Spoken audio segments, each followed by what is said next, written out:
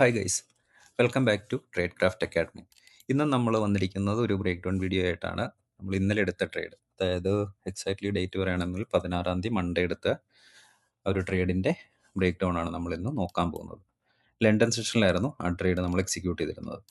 Okay, അപ്പോൾ just നമുക്കതൊന്ന് നോക്കാം, ഒന്ന് അനലൈസ് ചെയ്യാം. അപ്പോൾ മന്ത്ലി നോക്കുകയാണെന്നുണ്ടെങ്കിൽ നമ്മൾ പ്രീവിയസ്ലി എല്ലാം ഈ ഒരു സിനാരിയോ ഡിസ്കസ് ചെയ്തതാണ്. അപ്പോൾ ഹോൾഡ് ചെയ്യുന്ന ഒരു മന്ത്ലി FEG, മന്ത്ലി OBയിലാണ് മാർക്കറ്റ്, അതായത് ഹോൾഡ് ചെയ്തുകൊണ്ട് ഇപ്പോഴും നിൽക്കുന്ന ആ ഒരു ഏരിയ പ്രീമിയം. ജസ്റ്റ് നമുക്ക് വീക്ക്ലിയിലോട്ടൊന്ന് നോക്കാം. വീക്ക്ലിയിലും നോക്കിക്കഴിഞ്ഞാൽ സെയിം ആ ഒരു ഏരിയ തന്നെയാണ് ഇപ്പോഴും മാർക്കറ്റ് ഹോൾഡ് ചെയ്യുന്നത്. വീക്ക്ലി നോക്കിക്കഴിഞ്ഞാൽ വലിയൊരു റിജക്ഷൻ ക്യാൻഡിൽ നമുക്കിവിടെ കാണാം. ഓൾറെഡി ഒരു ഏരിയയിൽ നിന്ന് വന്നിട്ട് മാർക്കറ്റ് റിജക്റ്റ് ചെയ്തിട്ടുണ്ട്. മന്ത്ലി FEG, OB ആ ഒരു ഭാഗം, അതായത് ഒരു സെല്ലേഴ്സിൻ്റെ ഏരിയ ആണ് ഇവിടെ. അപ്പോൾ ഈ ഒരു രണ്ട് സൈഡിലെ ലിക്വിഡിറ്റി ടേക്ക് ഔട്ട് ചെയ്തിട്ടാണ് മാർക്കറ്റ് നിൽക്കുന്നത്. അപ്പോൾ നമുക്ക് അടുത്തൊരു ആൻറ്റിസിപ്പേഷനായിട്ട് ഈ ഒരു ഏരിയയിലോട്ട് മാർക്കറ്റ് വരും എന്ന് നമുക്ക് പ്രതീക്ഷിക്കാം. നമുക്ക് എപ്പോഴും മാർക്കറ്റ് നമ്മൾ മാർക്ക് ചെയ്ത് വെക്കുന്ന, അല്ലെങ്കിൽ ഈ ഒരു ലിക്വിഡിറ്റി എടുത്തു, അടുത്ത ലിക്വിഡിറ്റി ഇതായിരിക്കും, ഇവിടെ മാർക്കറ്റ് വരണമെന്ന് നമുക്ക് ഒരിക്കലും വാശി പിടിക്കാൻ പറ്റില്ല. നമ്മുടെ ഒരു ആൻറ്റിസിപ്പേഷനാണ് മാർക്കറ്റ് എങ്ങോട്ട് മൂവ് ചെയ്യുന്നു, അതുപോലെ നമ്മുടെ കോൺഫിഡൻസും കാര്യങ്ങളൊക്കെ വെച്ചിട്ടാണ് നമ്മൾ ട്രേഡ്, അതായത് കോൺഫിഡൻസിൻ്റെ ആ ഒരു ഇതിലാണ് നമ്മൾ ട്രേഡ് എപ്പോഴും എക്സിക്യൂട്ട് ചെയ്ത് പോകുന്നത്. അപ്പം ആ ഒരു സിനാരിയോ വെച്ച് നോക്കുകയാണെങ്കിൽ വീക്കിലിയിലും സെയിം, അതായത് ആ പ്രീമിയം ഏരിയ ഹോൾഡ് ചെയ്യുന്നു, ലിക്വിഡിറ്റീസ് ടേക്ക് ഔട്ട് ചെയ്തു. ഒന്നെങ്കിൽ ഈ ഒരു ഏരിയയിലോട്ട് വരാം, അല്ലെങ്കിൽ ഈ ഒരു ഡീലിംഗ് റേഞ്ച് മാർക്കറ്റ് റീബാലൻസ് ചെയ്യാം. അതായിരിക്കണം നമ്മുടെ ആ ഒരു ആൻറ്റിസിപ്പേഷൻ എന്ന് പറയുന്നത്. നമുക്ക് ഡെയിലിയിൽ നോക്കുവാണെങ്കിൽ സെയിം, ഇവിടുന്ന് ഒരു ഇമ്പൾസീവ് മൂവ്മെൻറ്റ് വന്നിരുന്നു. മാർക്കറ്റ് ഈ ഒരു ബ്രേക്ക് ഓഫ് സ്ട്രക്ചറും കാര്യങ്ങളും ക്രിയേറ്റ് ചെയ്തു. ആ ഒരു സെല്ലേഴ്സിൻ്റെ ഏരിയയിൽ വന്നിട്ടാണ് മാർക്കറ്റ് റിയാക്ട് ചെയ്യുന്നത്. അപ്പോൾ നമ്മൾ ഇവിടുത്തെയും കൂടെ ഡീലിംഗ് റേഞ്ച് നോക്കുകയാണെന്നുണ്ടെങ്കിൽ ലാസ്റ്റ് ഉണ്ടാക്കിയ ആ ഒരു മൂവ്മെൻറ്റ് സ്ട്രക്ചർ മാർക്കറ്റ് ഹോൾഡ് ചെയ്യുന്നത് ആ ഒരു പ്രീമിയം ഏരിയ തന്നെയാണ്. അപ്പോൾ മുമ്പേ പറഞ്ഞ പോലെ നമുക്കൊരിക്കലും ഈ ഒരു ഇവിടുത്തെ ലിക്വിഡിറ്റി എല്ലാം എടുത്തത് കൊണ്ട് ഇങ്ങോട്ട് വരണം എന്ന് നമുക്ക് പറയാൻ പറ്റില്ല. നമ്മളതൊരു പ്രതീക്ഷിക്കുന്നതാണ്. അല്ലെങ്കിൽ ഈ ഒരു പ്രീമിയം ഏരിയയിൽ നിന്ന് മാറി റീബാലൻസ് ചെയ്ത് മാർക്കറ്റ് വീണ്ടും മുകളിലോട്ട് പോകാം. പക്ഷേ മാർക്കറ്റിൻ്റെ കൂടെ വേണം നമ്മളെപ്പോഴും സഞ്ചരിക്കാൻ. നമുക്കൊരിക്കലും ഇങ്ങോട്ട് വരണം അല്ലെങ്കിൽ വാശി പിടിച്ച് നമ്മൾ അങ്ങനെ ട്രേഡുകൾ എടുത്ത് പോവുകയും ചെയ്യരുത്. നമുക്ക് ആ ഒരു ഹയർ ടൈം ഫ്രെയിം അനാലിസിസും കാര്യങ്ങളും നടത്തി അതിൻ്റെ കോൺഫിഡൻസും കാര്യങ്ങളും വെച്ചായിരിക്കണം നമ്മൾ ട്രേഡും കാര്യങ്ങളും എക്സിക്യൂട്ട് ചെയ്യേണ്ടത്. ഓക്കെ, അപ്പോൾ അടുത്ത നോക്കുവാണെന്നുണ്ടെങ്കിൽ ഇപ്പോൾ ഇവിടെ ഒരു ക്യാൻഡിൽ, ഇതൊരു CRT ക്യാൻഡിൽ അല്ലേ? നിങ്ങളിത് ഐഡൻറ്റിഫൈ ചെയ്ത് കാണുമെന്ന് ഞാൻ വിചാരിക്കുന്നു. ഇതൊരു CRT ക്യാൻഡിലായിട്ട് എടുത്തു കഴിഞ്ഞാൽ ഒരു സെല്ലേഴ്സിൻ്റെ ഏരിയയിലാണ് നിൽക്കുന്നത്. കറക്റ്റ് നമ്മുടെ ആ ഒരു ഡെയിലി CRT, അതായത് ആ ക്യാൻഡിലിൽ അടുത്ത ഡെയിലി ക്യാൻഡിൽ വന്ന് പർജ് ചെയ്തു. അതായത് ഇവിടെ ഒരു ടർട്ടിൽ സൂപ്പ് തന്നിട്ടാണ് മാർക്കറ്റ് മൂവ് ചെയ്തുകൊണ്ടിരിക്കുന്നത്. അപ്പം നമുക്ക് പെട്ടെന്ന് നോക്കുകയാണെങ്കിൽ ഒരു ഷോർട്ട് ടൈം ലിക്വിഡിറ്റി ആയിട്ട് ഇത് മാർക്ക് ചെയ്യാം. അതായത് ഈ ഒരു ക്യാൻഡിൽ എടുത്തു കഴിഞ്ഞാൽ ഇത് CRT ഹൈ, CRT ലോ.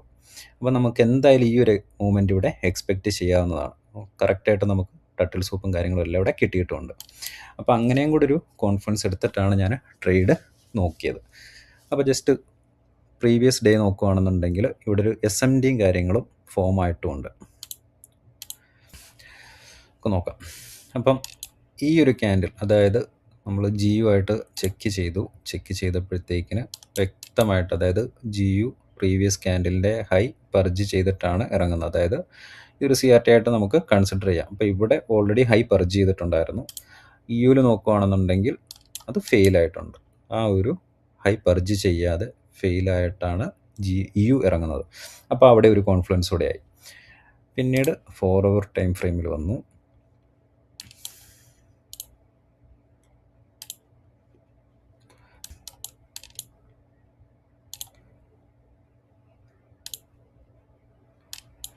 നമ്മൾ 4 hourൽ നോക്കിക്കഴിഞ്ഞാൽ ആ SMD ഫോമായി നിൽക്കുന്നു. ഓക്കെ, പ്രത്യേകിച്ച് നമുക്കിവിടെ അങ്ങനെ കീ ലെവലോ കാര്യങ്ങളോ ഒന്നും കാണാൻ സാധിക്കുന്നില്ല. പക്ഷേ നമുക്കറിയാം ഓൾറെഡി ഒരു ഡെയിലി CRT റണ്ണിങ് ആണ്.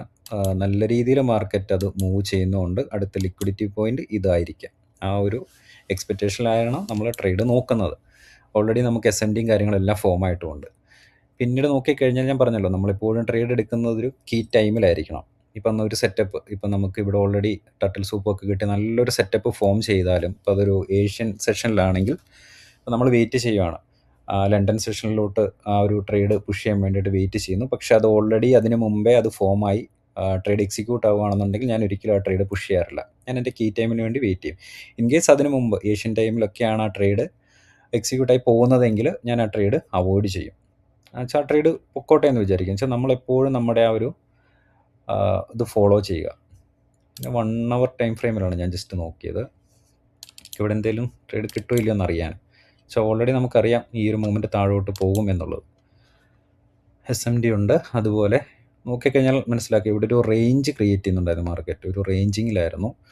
അപ്പോൾ ഈ ഒരു ഹൈ എന്ന് പറയുന്നത്, ഈ ഒരു ക്യാൻഡിലിൻ്റെ ഹൈ എന്ന് പറയുന്നത് ഇത് ഏഷ്യൻ സെഷനായിരുന്നു. ഏഷ്യൻ സെഷൻ്റെ ഹൈ ആയിരുന്നു. അപ്പം ഞാൻ വെയിറ്റ് ചെയ്തത് ഒന്നെങ്കിൽ ഈ ഒരു ഹൈ സ്വീപ്പ് ചെയ്താൽ, അല്ലെങ്കിൽ അത് പർജ് ചെയ്ത് മൂവ് ചെയ്യുവാണെങ്കിൽ ഞാനിവിടെ ട്രേഡ് എക്സിക്യൂട്ട് ചെയ്യും എന്നുള്ളൊരു നിഗമനത്തിൽ ഞാൻ എത്തിയിരുന്നു. ഇനി അതല്ല, ഇവിടെ ആ പർജ് നടക്കുന്നില്ല, അതിന് മുകളിൽ തന്നെ, അതായത് ഈ ഒരു ക്യാൻഡിൽ പർജ് ചെയ്യാതാണ് താഴോട്ട് പോയിരുന്നെങ്കിൽ ഇവിടെ ഞാൻ ട്രേഡ് എടുക്കില്ലായിരുന്നു. താഴോട്ട് പോയാലും ഞാൻ ആ ട്രേഡ് എക്സിക്യൂട്ട് ചെയ്തു. അപ്പോൾ എൻ്റെ മൈൻഡിൽ ഓൾറെഡി ഞാൻ സെറ്റ് ചെയ്തു, ഇത്രയും കോൺഫിഡൻസ് എനിക്കുണ്ട്. അതിൻ്റെ കൂട്ടത്തിൽ ഈ ഒരു പർജ് നടക്കുവാണെങ്കിൽ ഞാൻ ആ ട്രേഡ് എടുക്കും.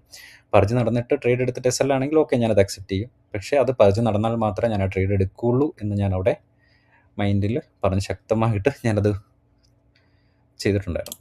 നമുക്ക് നോക്കാം. ഞാൻ ട്രേഡ് എടുക്കുന്നത് 15 മിനിറ്റ്സിലാണ്.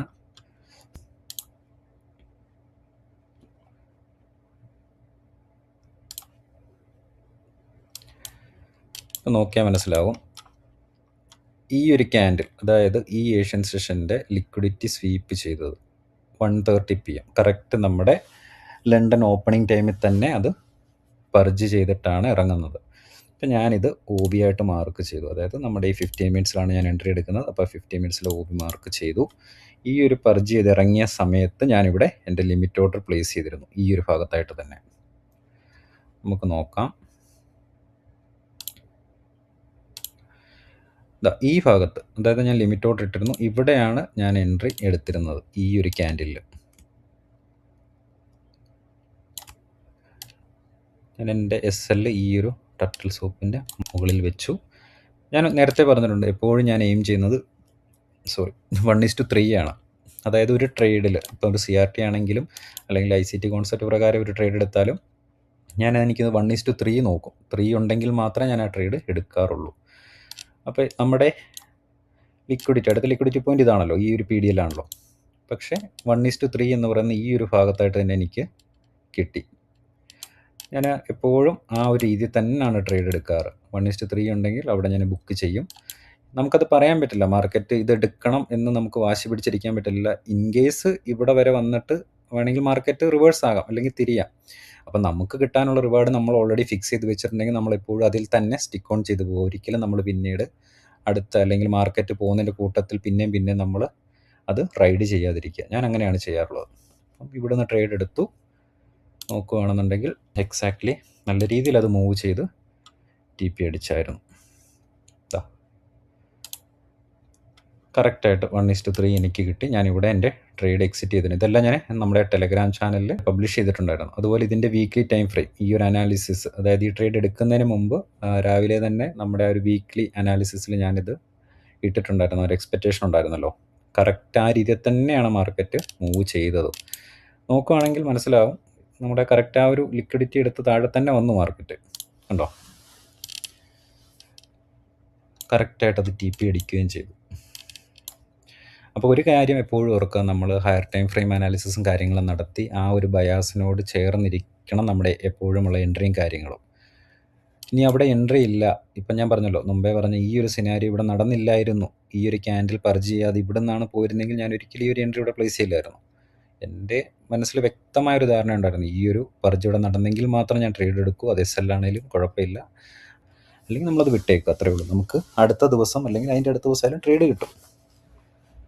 അപ്പോൾ ഇതായിരുന്നു ഇന്നലത്തെ എൻട്രി. ഇനി എന്തെങ്കിലും ഡൗട്ടോ കാര്യങ്ങളോ ഉണ്ടെങ്കിൽ അതൊന്ന് ക്ലിയർ ചെയ്യാൻ ചോദിക്കാം, കമൻ്റായിട്ട് രേഖപ്പെടുത്തുക. അതിൻ്റെ റിപ്ലൈ മാക്സിമം തരുന്നതായിരിക്കും. അപ്പം ഓക്കെ ഗൈസ്, അപ്പോൾ അടുത്തൊരു വീഡിയോ ആയിട്ട് നെക്സ്റ്റ് ഡേ കാണാം. Okay, thank you.